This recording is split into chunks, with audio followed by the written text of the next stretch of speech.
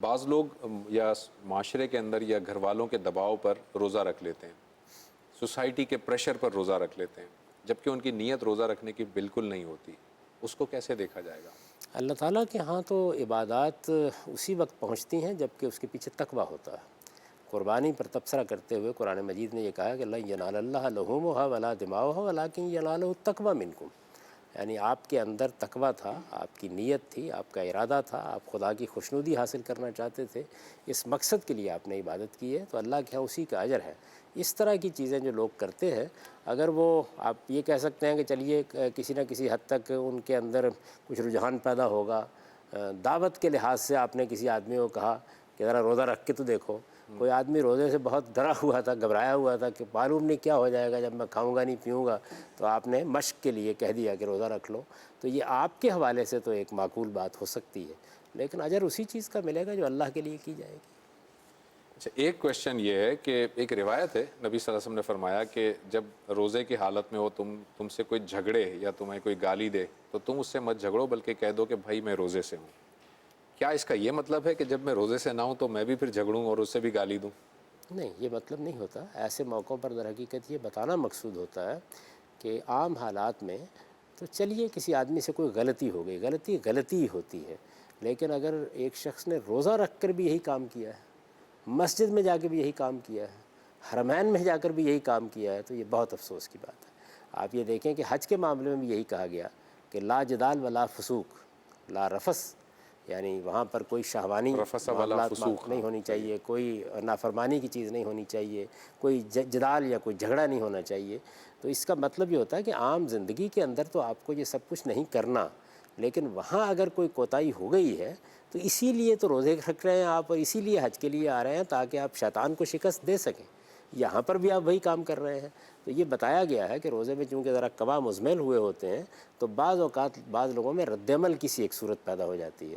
تو حضور نے یاد دہانی کے لیے کہا کہ اگر ایسی شکل پیدا ہو جائے، اس کا احتمال ہے، اس کا امکان ہے کہ تم رد عمل میں یہ بھول جاؤ، تو جواب میں یہ کہہ دیا کرو کہ انی صائم، میں روزے سے ہوں. ٹھیک ہے جی. جاوید صاحب ایک کویشچن ہم آڈینس سے لے لیتے ہیں. جی السلام علیکم. میرا سوال ہے کہ اکثر خواتین ڈائٹنگ کے لیے روزہ رکھتی ہیں، کیا ایسے روزے کا اجر ملے گا؟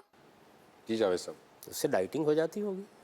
یعنی دیکھیے، روزہ تو ایک عبادت ہے، یہ اللہ تعالیٰ کے ساتھ ہمارے تعلق کا اظہار ہے. اللہ تعالیٰ کی اطاعت ہمارے وجود میں مجسم ہو جاتی ہے، ہم مجسم اطاعت بن کر خدا کے سامنے حاضر ہو جاتے ہیں. تو عبادات تو اللہ کے لیے کی جاتی ہیں.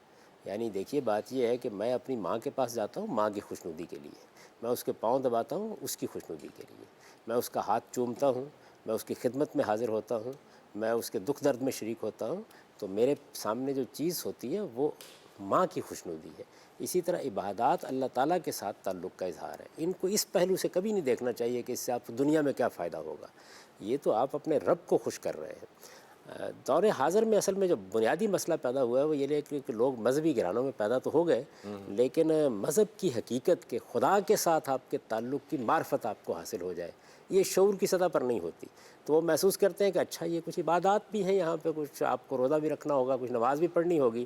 تو پھر وہ کوشش کرتے ہیں کہ اس کے کچھ دنیوی فوائد بیان کر کے کسی نہ کسی حد تک بتایا جائے کہ اصل میں تو اس دنیا ہی کو چلنا ہے، تو اس میں مذہب نے روزہ بھی آپ کے ڈائٹنگ لیے ہے، نماز یوگا ہے، اس طرح سے. تو اس طرح کی چیزیں بعض لوگ کرتے ہیں. یہ اللہ کی عبادات ہیں اور اللہ کے ساتھ ہمارے تعلق کا اظہار ہے. ہمارے تعلقات میں سب سے بڑا تعلق اگر کسی سے ہو سکتا ہے تو ہمارے پروردگار، ہمارے منعم حقیقی سے ہو سکتا ہے. عبادت کو کوئی حقیر چیز نہ سمجھیے، یعنی عبادت بہت بڑی چیز ہے. جس طریقے سے اگر کوئی آدمی یہ کہتا ہے کہ میری ماں نے مجھے بلایا تھا اور میں اس کے پاس جاتا ہوں، تو اصل میں کمرے سے نکل تک وہاں جانے کے نتیجے میں کچھ کھانا ہضم ہو جاتا ہے. تو آپ اندازہ کر سکتے ہیں کہ یہ کتنی بے ذوقی کی بات ہے. یعنی کیا محبت ہے جو ہمیں ماں سے ہوتی ہے، کیا تعلق خاطر ہے جس کا ہم اس سے اظہار کرتے ہیں، کیسے ہم ماں کی آواز پر دوڑتے ہوئے لبیک کہتے ہوئے جاتے ہیں. تو اس کا مطلب یہ ہے کہ انسان کو انسان کی حیثیت سے دیکھا ہی نہیں جا رہا. میرا پروردگار ہے، وہ میرا خالق ہے، وہ میرا محبوب بھی ہے اور میرا معبود بھی ہے. اس نے یہ سب کچھ مجھے دیا ہے، شعور بخشا ہے اور مجھے ہمیشہ کی زندگی کی بشارت دی ہے. کوئی معمولی بات ہے یہ؟ تو میں اپنے رب کے کہنے پر روزہ رکھتا ہوں، میں اپنے پروردگار کی خوشنودی کے لیے نماز پڑھتا ہوں. عبادات کے اندر تو کوئی ادنا آمیزش بھی کسی دنیوی چیز کی نہیں ہونی چاہیے. جاوید صاحب، ایک اسی سے ملحق ایک سوال ہے. یہ روایت ہے کہ نبی صلی اللہ علیہ وسلم نے فرمایا کہ کچھ لوگوں کو روزے میں بھوک اور پیاس کے علاوہ کچھ حاصل نہیں ہوتا، یہ اسی طرح کے جو رویے ہیں ان کے لیے بات کی گئی ہے؟ ایک پہلو یہ بھی ہے کہ آدمی اس مقصد کے لیے روزہ رکھ لے کہ اچھا اس سے کچھ وزن کم ہو جائے گا. ایک دوسرا پہلو یہ بھی ہے کہ اس نے روزہ تو عبادت سمجھ کے رکھ لیا، لیکن یہ کہ روزے کو روزہ سمجھا نہیں. روزہ کیا تھا؟ وہ تقویٰ پیدا کرنے کے لیے ایک تربیت تھی، صبر پیدا کرنے کی تربیت تھی، بندے کے اندر احساس بندگی کو اجاگر کرنے کی ایک تربیت تھی. اس بات کا احساس زندہ کرنے کے لیے روزہ اس نے رکھنا تھا کہ مجھے ایک دن اپنے مالک کو منہ دکھانا ہے. تو یہ ساری چیزیں تو اس کے ہاں آئی نہیں. جھوٹ بول رہا ہے، بددیانتی کر رہا ہے، کم تول رہا ہے، ملاوٹ کر رہا ہے، دکان پر بیٹھے ہوئے ادھر ادھر کی ہانک رہا ہے. تو اس کے معنی یہ ہے کہ اس نے اصل میں ایک رسم ہے جو ادا کر دی ہے. اس طرح کے لوگوں کے بارے میں رسالت میں آپ سے فرمایا کہ روزہ جو اصل میں تقویٰ پیدا کرنے کے لیے تھا، اگر روزے کی حالت میں بھی آپ نے تقویٰ اختیار تقوی نہیں کے کیا. قریب جا کر بھی نہیں دیکھا تو پھر آپ کو یہ بھوکے پیاسے رہنے کی کیا ضرورت تھی. یہ اس مقصد سے فرمایا ہے کہ جب بھی آپ کوئی کام کرتے ہیں تو اس کا مقصد کیا ہے، اس کی حقیقت کیا ہے، وہ آپ کس لیے کر رہے ہیں، اس کام کو کرتے ہوئے آپ کے اندر کیا تبدیلیاں آنی چاہیے، یہ ساری چیزیں ملحوظ رکھنی چاہیے. ایک آدمی یہاں سے جاتا ہے، حج کرنے کے لیے جاتا ہے، طواف کرتا ہے، صحیح کرتا ہے اور اس طرح کام کرتا ہے، لیکن پیش نظر کوئی چیز ہے ہی نہیں. میں کہاں آیا ہوں، کس مقصد کے لیے آیا ہوں، کس نے مجھے بلایا ہے، یہ گھر کیا ہے، اس کی حیثیت کیا ہے، یہ ساری چیزیں کچھ نہیں ہیں. تو اس کے لیے یہ پھر ایک مکان کے گرد پھیرے ہیں، اس سے سوا کوئی حقیقت نہیں. یہ اصل میں حقیقت کو بیان کیا ہے. یہی چیز ہے جو قرآن مجید نے بیان کی ہے. وَهُمْ عَنْ صَلَاتِهِمْ سَاهُونَ، ساہون. یعنی وہ اپنی نمازوں کی حقیقت سے غافل ہیں. اور دیکھیے اس میں کس چیز کو غفلت کی علامت قرار دیا ہے کہ جب ان کی نمازیں ان کے کیریکٹر میں اتنا فرق بھی پیدا نہیں کر سکیں کہ کسی ہمسائے کو کوئی چیز اس کی ضرورت کی دے دے، معمولی چیز کوئی دے دے. جب یہ چیز بھی پیدا نہیں ہو سکی تو اس کا مطلب ہے کہ نماز پڑھ لی ہے لیکن اس کی حقیقت اس سے بالکل غافل رہے. ایک اور کویشچن کی جانب چلتے ہیں ناظرین. جی میرا سوال ہے کہ روزے کی حالت میں شوگر کا مریض انسولین کا انجیکشن لگا سکتا ہے؟ جی جاوید صاحب، انسولین کا انجیکشن لے سکتے ہیں؟ جی میرے نزدیک لے سکتا ہے، کوئی معنی نہیں. انسولین کا انجیکشن لے کے اگر ڈاکٹر اجازت دے دیتا ہے کہ وہ روزہ رکھ لے تو بڑی غیر معمولی بات ہے، اس سے ایک عبادت ہو جائے گی. انجیکشن لینے میں کوئی معنی نہیں. اچھا، یہ ایک کویشچن یہ ہے کہ نبی صلی اللہ علیہ وسلم جو ہے وہ روزے میں عام طور پر گوشہ نشینی اختیار کر لیتے تھے، اپنے رب سے تعلق کو قائم کرتے تھے. لیکن ہمارے ہاں رمضان کا جب مہینہ آتا ہے تو رونقیں اور بازار جو ہے وہ اس میں سجدت جاتے ہیں، راتوں کو رونقیں ہوتی ہیں، لوگ پارٹیز کرتے ہیں، عمرے پہ بڑے اہتمام کے ساتھ جایا جاتا ہے. تو وہ جو تعلق باللہ والا جو معاملہ ہے وہ ختم ہو جاتا ہے. بجائے انسان الگ اپنے رب کے لیے کچھ وقت نکالے، وہ اور زیادہ مصروف اور مشغول ہو جاتا ہے دنیا میں. اگر کوئی عمرے کے لیے جاتا ہے تو وہ تو ایک عبادت ہی کے لیے جا رہا ہے. قطع نظر اس کے کہ جو صورتحال اس وقت پیدا ہو گئی ہے اس میں لوگوں کو کیا فیصلہ کرنا چاہیے اور کیا نہیں کرنا چاہیے، یہ بڑی حد تک حالات پہ منحصر ہے. لیکن باقی معاملات میں آپ کی بات بالکل ٹھیک ہے. رمضان کا مہینہ اصل میں خلوت میں جانے کا مہینہ ہے. یعنی کوشش یہی کرنی چاہیے کہ آپ کا اپنے پروردگار کے ساتھ تعلق مضبوط ہو. رسالت میں آپ صلی اللہ علیہ وسلم کے بارے میں یہ بیان کیا جاتا ہے کہ بالخصوص آخری عشرے میں تو آپ کا بہت رجحان ہوتا تھا عبادت کی طرف. الفاظ آتے ہیں کہ شد میزرہ ویقظ اہلہ واحیا لیلہ، یعنی آپ کی راتیں جو تھیں ان کو آپ بیدار کر دیتے تھے، اپنے اہل و عیال کو بھی جگاتے تھے اور گویا اللہ کی عبادت میں آپ کمر کس لیتے تھے. تو یہی ہونا چاہیے.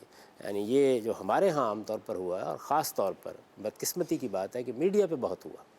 یعنی یہ معلوم ہوا کہ رمضان عبادت کا مہینہ نہیں ہے، یہ ہنگامے کا مہینہ ہے. اس کو بھی ایک تفریح کا ذریعہ بنا لیا گیا. یہ بہت افسوسناک بات ہے. ہونا یہی چاہیے کہ رمضان کے مہینے میں دیکھیے، رمضان کے مہینے میں رمضان کا منتہا کمال کیا ہے؟ وہ اعتکاف ہے. صحیح. اس میں تو آپ پوری دنیا کے ساتھ ایک طرح جاتے ہیں، دنیا سے سے تعلق منقطع کر لیتے ہیں. صحیح ہے. یعنی جو ہمارے دین میں رہبانیت کا ایک ظہور ہوتا ہے وہ اعتکاف ہی میں ہوتا ہے. تو اس سے یہ معلوم ہو جاتا ہے کہ روزے کی روح کیا ہے، رمضان کی روح کیا ہے اور یہ ساری عبادات کی روح کیا ہے. جو لوگ فی الواقع دین کو سمجھتے ہیں وہ اس پہ میلے نہیں لگا کے بیٹھ جاتے.